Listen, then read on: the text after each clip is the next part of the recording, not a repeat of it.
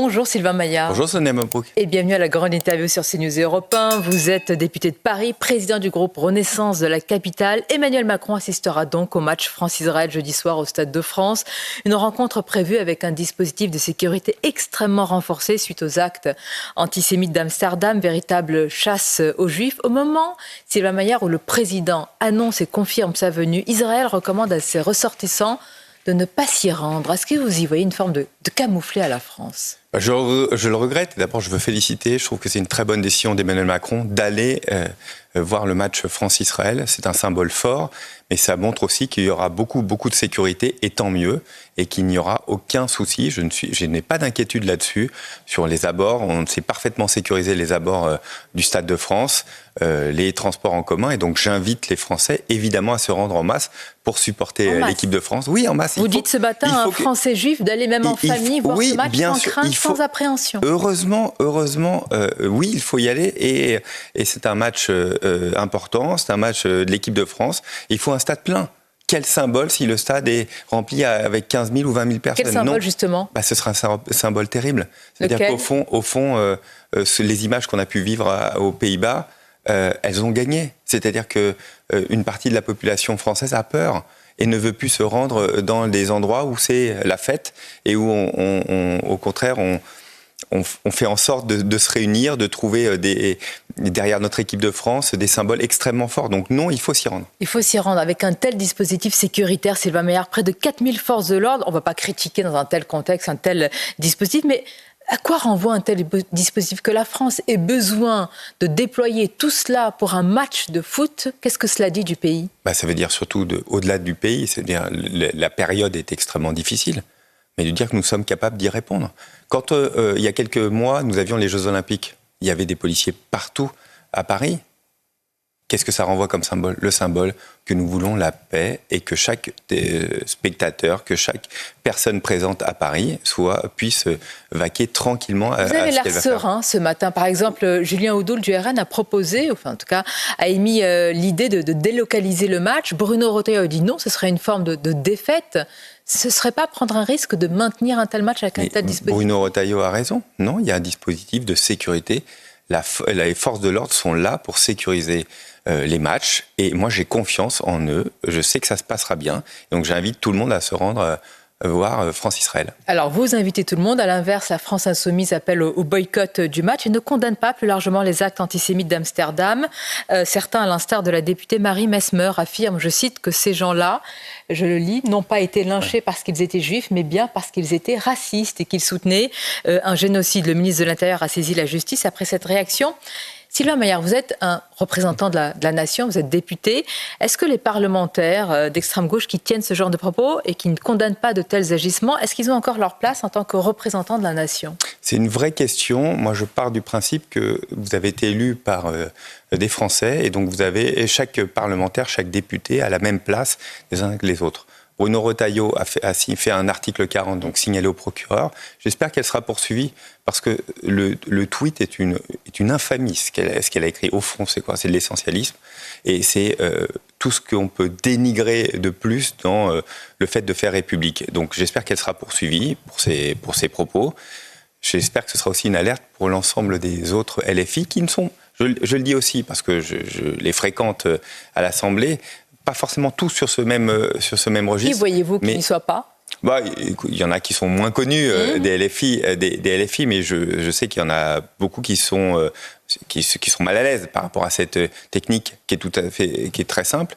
Ils partent du principe qu'il y a une population musulmane en France qui probablement a un comportement, ce que je trouve scandaleux, antisémite. Et donc, au fond, il faut récupérer cet électorat-là. Et derrière Rima Hassan, qui est leur égérie, tous les jours, il faut pilonner pour s'assurer un vote communautaire. Donc, c'est tout ce qui ne fait pas République. Et c'est ça qu'il faut condamner. Ce qui ne fait pas République, vous avez parlé de l'Assemblée nationale, la présidente de l'Assemblée, Yael Braun-Pivet, qui a vu son déplacement entravé à l'université Lyon 3 avec des tags antisémites et des slogans « Israël assassin, Yael complice ». Alors là encore, Sylvain Maillard, la justice a été saisie, comme l'a dit le ministre de l'Enseignement supérieur, mais comment on fait par rapport au poison antisémite dans les esprits et auprès des plus jeunes? Quel est l'objectif en fait? Cet objectif, évidemment, c'est de faire en sorte que des responsables politiques ne viennent plus dans les universités, en tout cas ceux qui ne correspondent pas à l'écriture LFI et d'extrême gauche, qu'on soit très clair. Moi, je vous dis tout simplement, il faut y résister, comme pour le match France-Israël. Il faut résister, continuer à y aller, accepter aussi de notre côté d'avoir des mauvaises images, parce que c'est toujours les politiques ont toujours peur de ça, d'avoir des mauvaises images, des mauvaises séquences, et de faire en sorte qu'à chaque fois, soient poursuivis devant les tribunaux tous ceux qui, étudiants ou non, parce que moi j'entends souvent de la complicité avec les étudiants, ils sont jeunes, ils se forment, mais quand vous avez 21 ans, 22 ans, 23 ans, vous avez plus de 18 ans, vous êtes passible des mêmes peines évidemment que n'importe quel autre Français. Il n'y a pas une immunité parce qu'on est étudiant. Et n'ont pas leur place aussi dans l'université alors. Exactement, et ils vont être surtout poursuivis devant les tribunaux.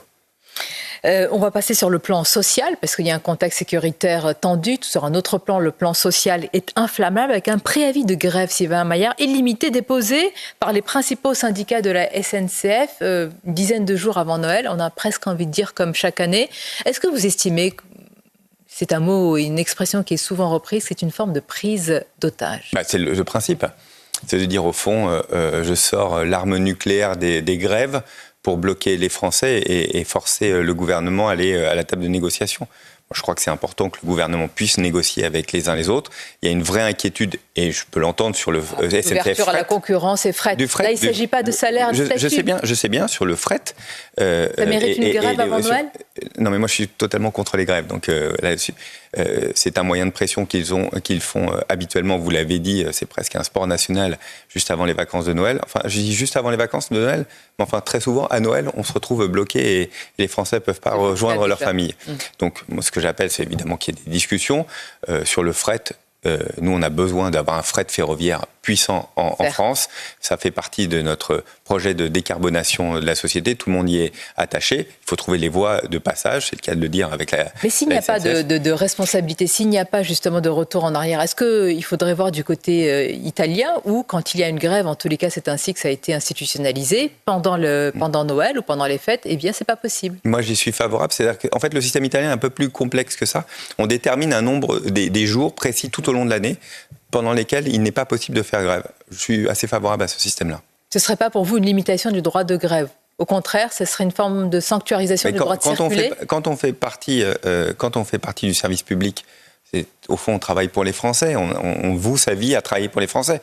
Et donc bloquer le jour de Noël pour empêcher bon nombre de Français et souvent les Français les plus modestes de rejoindre leur famille à un moment de partage, un moment extrêmement important, au fond, c'est pas ça, le service public. Donc oui, j'y serais plutôt favorable. Sylvain Maillard, député de Paris Ensemble pour la République. On poursuit cet entretien sur CNews Europe 1 avec ce qui se passe sur un contexte social plus largement. Le ministre de l'Industrie qui annonce, je cite sa phrase, ça va se compter en milliers d'emplois en parlant de fermeture de sites. On a envie de vous demander, qu'est-ce qui reste du bilan de ce gouvernement ? Le précédent gouvernement ne parlait que de réindustrialisation et là, on va se retrouver. Est-ce que vous employez l'expression de saigner, d'hémorragie industrielle ? Il y a une difficulté mondiale à l'heure actuelle de ralentissement de l'économie qui est forte et l'économie s'adapte. Pas tellement aux États-Unis et du côté asiatique, ni même en Russie. Alors détrompez-vous, par exemple, en Chine, le contexte est extrêmement compliqué. On en parle beaucoup moins. Aux États-Unis, où il y a une baisse massive d'impôts. Par contre, vous avez raison, aux États-Unis, ont décidé d'une souveraineté absolue des Américains avec l'élection de Trump, mais ça avait déjà commencé avec Joe Biden, de réindustrialisation avec l'IRA, c'est-à-dire l'ensemble du projet qui permet de se réindustrialiser et une déduction fiscale extrêmement puissante depuis plusieurs mois maintenant. On a la même chose en Europe, mais qui est beaucoup plus compliqué à mettre en place. On a mis beaucoup d'argent en fait en Europe pour réindustrialiser, mais les dispositifs sont trop compliqués à mettre en place. Alors que vous arrivez aux États-Unis, vous installez votre projet industriel, immédiatement dès le premier mois, vous avez les. Vous dites dans une tribune à l'Opinion, vous avez dit tandis que les États-Unis baissent les impôts, c'est le programme économique en grande partie de Trump. La tendance du budget, c'est l'exact inverse, avec une nette augmentation.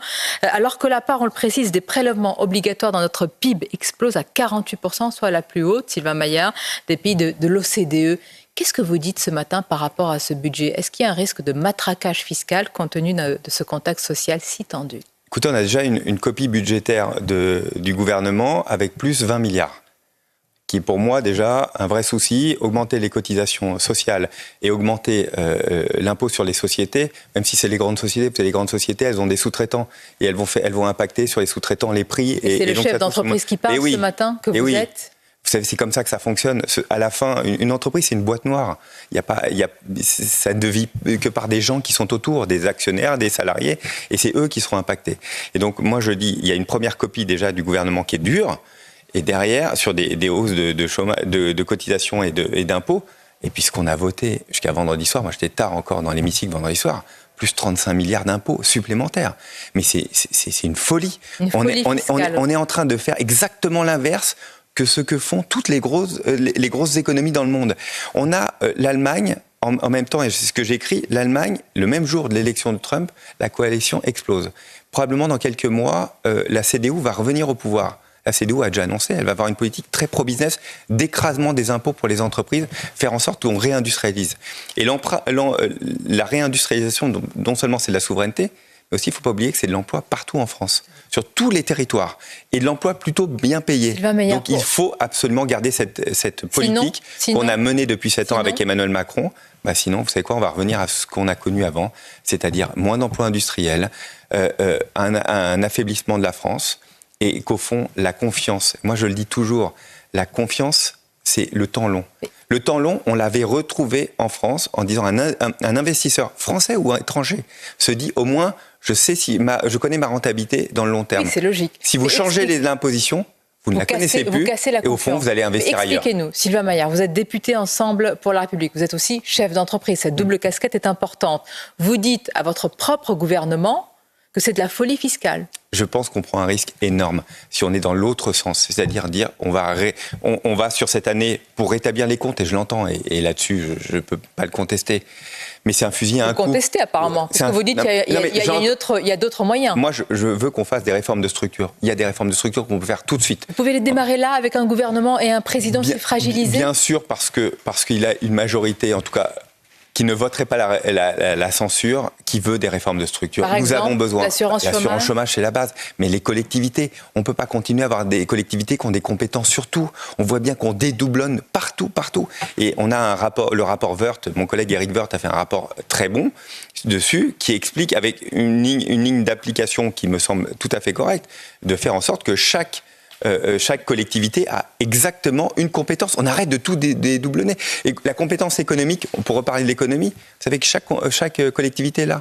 Que moi qui suis élu de Parisien, de l'arrondissement, en passant par la ville, par la région, par la métropole, par le gouvernement, tout le monde là. Tout le monde là, personne là. Est-ce que vous dites ce matin au Premier ministre, Michel Barnier, attention, sans nous, sans le socle commun, un tel budget que vous avez qualifié vous-même de folie fiscale ne peut pas passer ? Moi, mon objectif, c'est d'être député, c'est de pousser au fait qu'il y ait le moins possible d'augmentation d'impôts. Vous y croyez encore ? Et je sais, jusqu'au bout, on y croit toujours. Bon. J'espère que l'arrivée de Trump va faire comprendre à tout le monde qu'en fait, on n'est pas une île et qu'on peut pas. On doit penser au moyen et long terme. Ce que nous rentrons comme argent par une augmentation d'impôts, je suis persuadé que nous allons le perdre les années d'après. Et nous allons avoir l'emploi qui va quitter la France. Donc oui, je suis inquiet dessus. On essaye de gagner nos arbitrages. Déjà sur les cotisations sociales où on avait prévu une augmentation, nous avons voté tous le socle commun contre. Et le gouvernement s'est engagé à revoir sa copie et nous proposer autre chose au Sénat. On vous sent très agacé, c'est un euphémisme sur le budget, frustré par le manque de perspective de l'exécutif et du groupe d'ailleurs Ensemble pour la République. Pas que l'exécutif, quand je vois ce qu'ont voté le RN et les socialistes et LFI, je suis très inquiet. Oui, les 35 milliards supplémentaires, c'est eux aussi. Oui. Non mais c'est une folie fiscale. C'est une folie fiscale de tout le monde. Donc il faut revenir. Et qui sont les raisonnables alors à l'Assemblée ? Nous essayons de porter une voix en disant il faut faire des réformes de structure. C'est des réformes extrêmement impopulaires. Vous savez quoi, les réformes de structure, c'est extrêmement impopulaire. Et quand on fait des augmentations d'impôts et qu'on cible sur tel ou tel électorat ou telle catégorie, on se dit ce sera moins impopulaire. Moi, je crois c'est un moment de vérité dans lequel nous sommes. Michel Barnier l'a dit très clairement. Ce moment de vérité nous permet de faire des réformes de structure affirmées. Et donc, c'est maintenant qu'il faut le faire. Sylvain Maillard, pour conclure, nous sommes en ce 11 novembre. C'est peut-être le retour du président mémorial. Mais que reste-t-il à part cela du macronisme aujourd'hui. La réindustrialisation fait pchit, augmentation des impôts, tout ce que vous aviez promis, tout ce que vous avez dit à un électeur macroniste, c'est exactement l'inverse qui est à l'œuvre. Par exemple, sur l'économie, le chômage, bien sûr, est en train de réaugmenter un peu. Enfin, nous avons le niveau de chômage le plus bas. Nous avons relancé l'économie. Nous avons commencé, Sonia Mabrouk, à réindustrialiser. On voit bien qu'on a changé la dynamique. Le regard vu de l'extérieur des investisseurs a changé. C'est ça qu'il faut préserver. Je crois que c'est un des acquis extrêmement forts d'Emmanuel Macron. Merci Sylvain Mayer. Vous êtes une sorte de lanceur d'alerte ce matin sur le plan économique. Je fais mon travail de député tout simplement. Exactement. Merci à vous et bonne journée. Merci à vous.